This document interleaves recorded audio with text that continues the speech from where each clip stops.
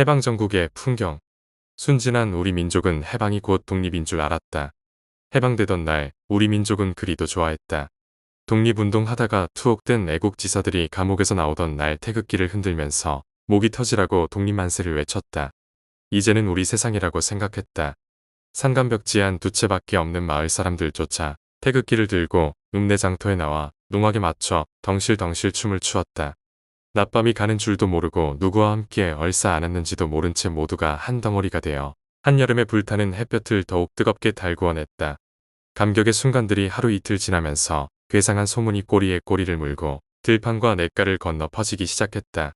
미국은 믿지 말고, 소련에 속지 말고, 조선은 조심해라. 일본은 일어난다. 출처가 어디인지도 모르고 이치도 닿지 않는 갖은 유언비어들이 난무했다. 그러던 어느 날 소련군 사령관 치스차코프 대장의 포고령이 발표된다. 북한은 이제부터 소련이 점령한다고.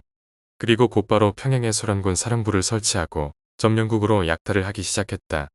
일본이 항복한 지 불과 5일이 지난 20일에 소련은 포고령을 발표하였고 사령부를 설치한 날은 그날로부터 불과 4일이 지난 1945년 8월 24일의 일이다. 그러나 연합국 최고사령관인 메가더 원수가 일본의 항복을 접수하면서 발표한 미소 양국의 남북한 분할점 영발표는 소련의 북한점 영시보다도 일주일이나 뒤인 9월 2일에서야 시행되었다.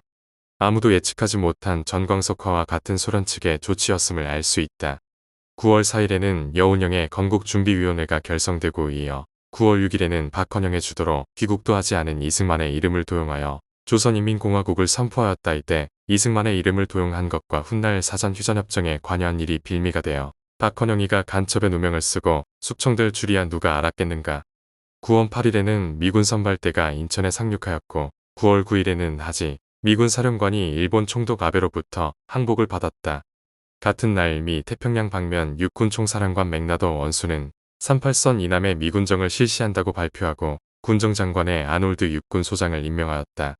그는 취임하자마자 남한에 있는 인민공화국의 존재를 부인하고 불법화시켰다. 그리고 같은 서울에서는 조선공산당이 결성되었다. 9월 11일의 일이다. 이때 책임 비서도 역시 바로 박헌영, 간부는 이관술, 김삼룡, 김형선이었다.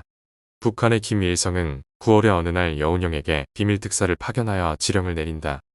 해방된 조선이 나아갈 길은 진보적 민주주의입니다. 9월 8일부터 인민공화국의 기관지로 발간되기 시작한 조선인민보를 비롯한 좌익 계열의 신문들은 일제히 진보적 민주주의를 조선이 선택하여야 할 이념적 지표로 제시하기 시작했다. 일제 말에 폐간된 조선일보나 동아일보는 좌익 계열의 신문보다는 한 발 늦은 11월 23일과 12월 1일에 각각 복간되었다. 문학의 경우에도 예외는 아니었다. 12월 13일 조선문학가 동맹이라는 이름의 문학단체를 결성하면서 진보적 민족문학의 건설을 표방하고 나섰기 때문이다. 민족문학을 위한 창작방법론으로 진보적 리얼리즘이 제시된 것 또한 진보적 민주주의 건설이라는 큰 목표를 달성하기 위해서였던 것이다. 진보적 민주주의란 무엇을 말하는 것인가? 그것은 진보적 민주주의 혁명을 가리키고 있는 것이고 이는 언제나 역사적으로 구체성을 띄어야 하는 것이기에 유물론적 변증법과는 불가분의 관계를 가질 수밖에 없는 것이다. 한마디로 북한식의 인민민주주의를 말하는 것이었다. 이때까지도 우리에게는 자유민주주의라는 말은 눈에 띄지 않았다. 북한에서는 소련군이 10월 8일 5도 인만위원회를 조직하더니 곧 이어 10월 13일에는 김일성을 위원장으로 하는 조선공산당 북조선 분국을 결성하였다. 11월 27일에는 조선공산당 북조선 분국을 북조선공산당으로 개편하면서 박헌영의 조선공산당과의 차별성을 보이기 시작했다. 이는 곧 명분과 세에 밀려 조선공산당 북조선 분국으로 만족해야 했던 김일성이 불과 한 달 만에 독자적인 세력을 구축하였다는 의미도 되려니와 박헌영이 서서히 공산당의 중심부에서 밀리고 있다는 증표가 되는 신호이기도 했다. 혼란에 혼란이 겹치는 혼란 속에서 공산당은 1945년 10월부터 집회를 위조해 국내 경제를 교란시키는 전략의 혈안이 되었다. 이것이 유명한 정판사 위조 집회 사건이다. 이 사건의 핵심 인물의 아들이 문재인 정권 하에서의 여당의 중진이었다는 소문도 있다. 이는 위패 사형이 주로 호남 지역에 편중되었다는 점도 고려된 것이 아닌가 한다. 이 사건은 그 이듬해 5월에 가서야 비로소 적발되었다. 미 군정청에서는 공산당 간부들에 대한 체포영장을 발부하자 박헌영과 이강국은 도피하고 이주하는 체포되어 재판에 회부되자 공산당은 지상에서는 더 이상의 활동 공간을 잃게 되자 지하로 스며들어 갖은 파괴활동에 주력하게 된다. 그 대표적인 것이 10.1대구 폭동이다. 그 경위를 보면 이러하다.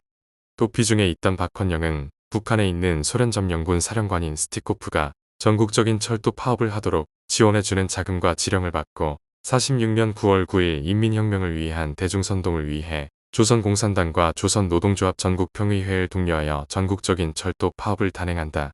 9월 24일 드디어 부산과 대구와 서울에 있는 4만여 명의 철도 종업원이 파업을 일으키자 이 여파는 각종 산업 분야의 노조로 퍼져나가 전국적인 파업 현상으로 폭발하기 시작했다. 40여 개의 노동단체 25만 1천 명의 노동자들이 가담한 해방 후 최대 규모의 파업이었다. 계속하여 박헌영은 조선공산당을 앞세워 수백 명의 학생과 노동자들을 동원하여 대구에서 식량 배급을 요구하는 데모를 하기 시작한다. 이 시위 도중에 파업 데모를 하던 노동자 한 명이 경찰에 사살되는 불상사가 발생하자 노동자의 시체에 학생복을 입혀 떠매고 더욱 극렬한 데모를 유도하자 시위는 폭동으로 변했다. 유혈 충돌이 불가피했다. 경찰관은 겁에 질려 도망치고 군중은 경찰서를 점거하여 무기를 탈취하고 대구시를 해방구로 만들었다. 경찰관의 집을 습격하여 곡식을 약탈하고 가족을 사살하였다. 돌에 맞아 죽거나 산채로 매장당하기도 하였고 몇 명의 경찰관 시체가 난자당한 채 길거리에 방치되기도 했다. 총 54명의 경찰관이 중상을 입거나 사살되었다. 대구 주둔 미군사령부의 계엄령 선포로 그 잔인했던 폭동이 진정 국면으로 접어들자 곧바로 월북한 박헌영은 해주의 남로당 전초기지를 만들어 인민조선과 같은 선전인 쇠물을 만들어 6.25대까지 남쪽으로 비밀리에 발송하였다. 공산당의 이러한 물밑 활동이 가능할 수 있었던 것은 모두가 소련의 지시와 협조가 있었기에 가능한 것이었다. 소련은 어떻게 해서든지 한반도를 공산화시키려는 전략이 언제나 모든 협상의 근저에 자리 잡고 있었던 것이다. 45년 12월 28일 모스크바에서 열린 삼상회의에서 한반도에 대한 신탁통치안이 가결된 것 또한 마찬가지였다. 신탁통치를 통해 한반도에서 미국을 몰아내고 공산화시킬 수 있다는 전략이 숨어 있었던 것이다. 그러나 처음에는 좌익도 신탁통치는 절대 찬성할 수 없는 입장에 섰다. 따라서 나라 안은 온통 벌집 쑤셔놓은 듯한 상황이 벌어졌다. 좌우익이 함께 어깨동무를 하면서 신탁통치안에 대한 극렬한 반대 시위가 전국을 휩쓸었다. 때마침 민족진영의 이승만은 45년 10월 16일에 귀국하였고 또 김구를 비롯한 임정요인들의 환국은 그 제일진이 11월 23일이고 이진은 12월 2일에 이루어져 반탁의 구심 세력으로 역할을 해 주었기에 민족의 힘을 크게 결집시킬 수 있었다. 그러나 불과 며칠이 안 된 이듬해 1월 2일 좌익에서는 벼랑간 찬탁을 주장하기에 이르렀다. 이는 신탁통치가 한반도를 공산화시킬 수 있는 절호의 기회라고 여긴 소련의 지령 때문이었음은 물론이다. 신탁통치에 대한 찬반은 결국 한반도를 분단시키는 분수령이었음도 당연한 귀결이었다. 신탁통치안을 해결하기 위한 미소공동위원회가 46년 3월 20일부터 5월 8일까지 서울 덕수궁에서 열렸으나 이 회의는 미소 간의 이해대립으로 무기한 연기되고 좌우합 자군동도 흐지부지 되고 말았다.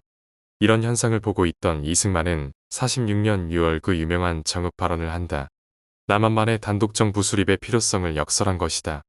좌우 갈등은 45년 12월 30일에 송진우 암살 사건을 시작으로 47년 7월 19일에 여운형 암살 사건 12월 2일에 장덕수 암살과 49년 6월 26일에 김구 암살로 이어졌고 지리산 토벌작전과 여수 순천 발한 사건에 이어 제주 4.3 사태를 촉발시켰다.